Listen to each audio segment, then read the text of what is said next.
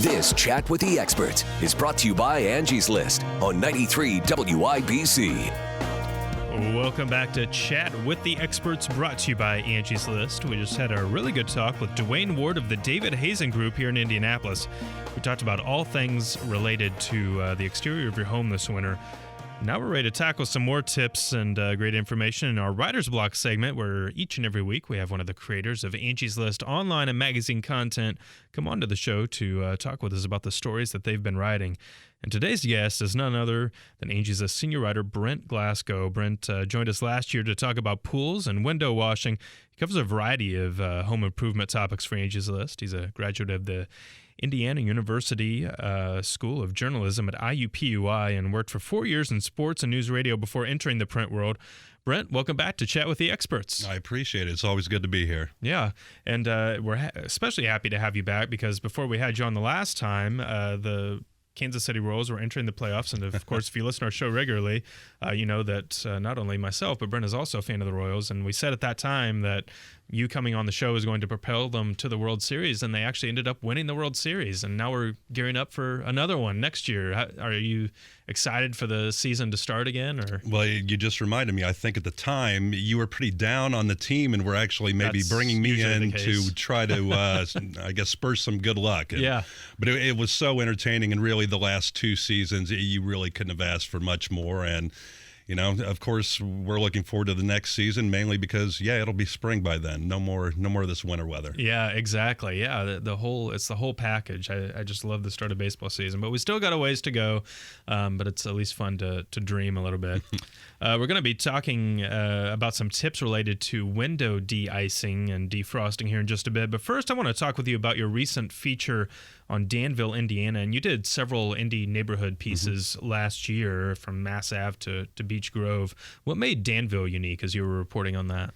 Well, a lot of the areas that I covered or wrote about have seen significant growth population-wise and industrially, I guess, over the last few years. But even though Hendricks County is the second fastest growing county in the state, Danville's still been far enough west that it hasn't really seen a lot of what Avon and Brownsburg have, but it's close enough that the next step in the progression, I would think, is for Danville to start to see what those communities have seen. And I guess residents out there are just kind of waiting to see what happens. Yeah. One of the big parts of the article was you kind of talking about how Danville is paying homage to their past. Talk a little bit about that and what you found out. Well, when you go there, it is a lot like a lot of the old town squares, but where a lot of towns have a lot of empty storefronts, Danville does not. And one of the most interesting aspects is they have a historical museum there.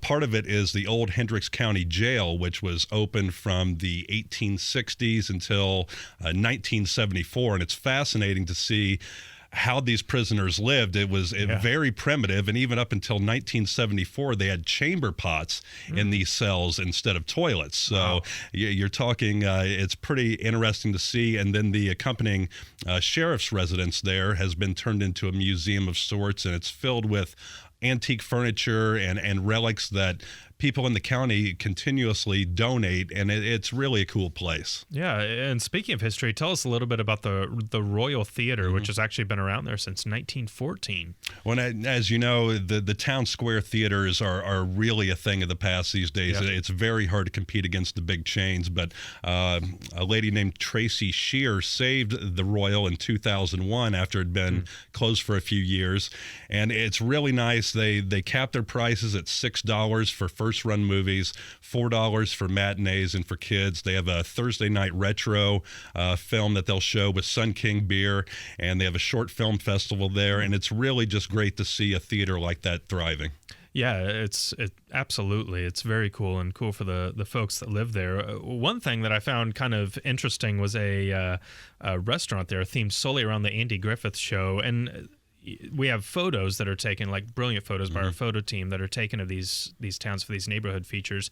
There's one I could have sworn it was Barney Fife standing there. The guy looked so much like him. What was this all about? It does, and the Mayberry Cafe there has been open since 1989, and it runs the Andy Griffith Show on a constant loop there, and they've just kind of taken on that theme. And For years, I guess, the patrons there wanted them to start a festival, a Mayberry-themed festival, and 2 years ago they did that.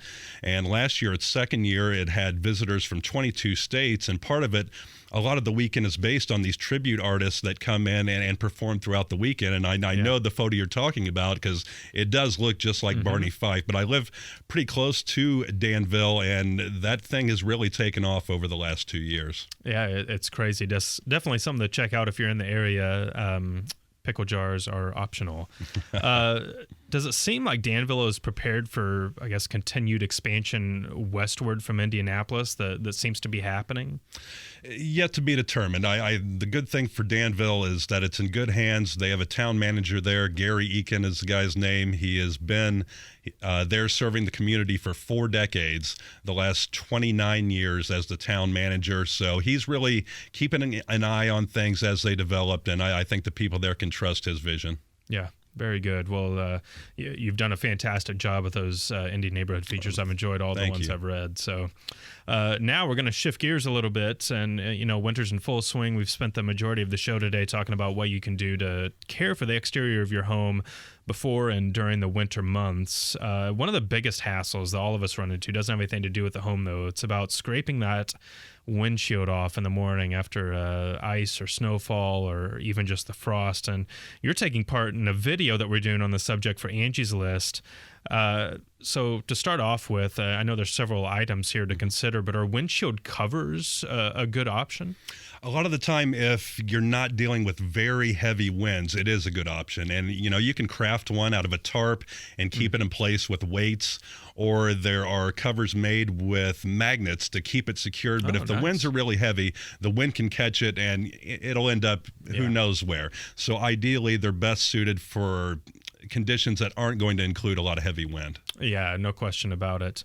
What are the options when it comes to windshield de-icing solutions? Well, you can go to a store and buy a typical chemical de-icer for about $5 for a 12-ounce can. But the one thing that we're going to do in the video is you can create your own solution using a 2-to-1 mix of rubbing alcohol and water. And you can put that into a spray bottle and use it. And for a 16-ounce bottle of rubbing alcohol, it's only $2. So you can do the math, and throughout the winter, you can save quite a bit of money. Yeah, that's actually a really great idea, something that pretty much anybody should be able to handle. So a good thing to consider there. We'll be anxious to see in the video how that works. How can you keep your windshield washer fluid from actually freezing? Because I know that I've run into this problem before. You flip the switch, nothing comes out, it's frozen. What can you do on the front end? A good idea is to, again, you can use that same rubbing alcohol and mix it with your windshield wiper fluid in a 50-50 mix. Put it in there, and it will keep your line from freezing all winter. And the one thing that I thought about after learning that is, why don't they make it that way, as it is, to keep it that way? But using that 50-50 mix is a good idea. Excellent. Another thing that we've all had happen, and this is the worst. This is one of the worst things, I think. You're out there, you're freezing cold the morning, you're on your way to work, you're scraping off the windshield, and crack, the thing breaks. What are some ideas you have for a makeshift option on the fly that you can pull out to keep scraping off the windshield? Well, one thing I remember back in the day was when everyone had CDs in the car, you could take your CD cover and do that. Yeah. There aren't a whole lot of those in vehicles these days, but the one thing that you always have on you is a credit card. And if you hold the credit card by the wide end and make sure that it doesn't bend, you can use it in a scraping motion to clear it off. Ideally, you want to use one that is not being used at an ATM a lot because you don't want it to risk being warped. So, you might want to choose a discount card from a grocer or something like that.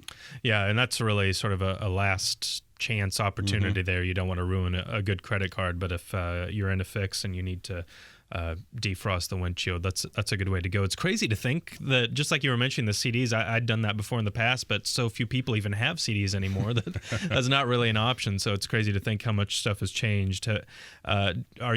Are you someone that has to get out and scrape off your car in the morning, or do you keep it covered? I've had that situation plenty in life, but I have a garage now, so I'm glad to get out every morning and look at some of my neighbors who are out there scraping. But unfortunately, I don't have to deal with that currently.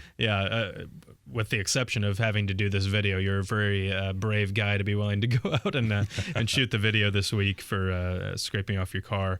Brett, I want to thank you so much for coming back on the show today to share with us. You're always a great guest, and we're excited to have you back next time and excited for the upcoming Royals season. All right, I look forward to both. All right. You can check out Brent's articles and a whole lot more by going to angieslist.com. And, of course, from there you can get reviews and information on service providers in your area. If you want to join today, hit the Join Now button. Use the promo code WIBC40. You're going to get 40% off an annual membership. It's a really great deal. Check it out at angieslist.com. Another big thank you to Dwayne Ward of the David Hazen Group for coming on the show today. As always, if you missed anything, you can find our podcast by going to iTunes and searching for Chat with the Experts. You can also pull up the podcast app on your smartphone and search Chat with the Experts. Hit subscribe and make sure you stay up to date on every single show that we release, and leave us a review while you're at it and let us know how we're doing. Thanks again for taking the time to join us today. This has been Chat with the Experts. I'm Kyle Hawk, and we'll catch you next time. More than 2 million members use the power of Angie's List to find and hire great local service providers. Whether you need a plumber or a pet sitter, Angie's List has you covered. See ratings and reviews in hundreds of categories, shop popular offers, and request scheduling assistance directly online. Memberships start at just $9.99 per year. That's less than $1 a month. Join now and get 40% off with promo code WIBC40. Visit angieslist.com today.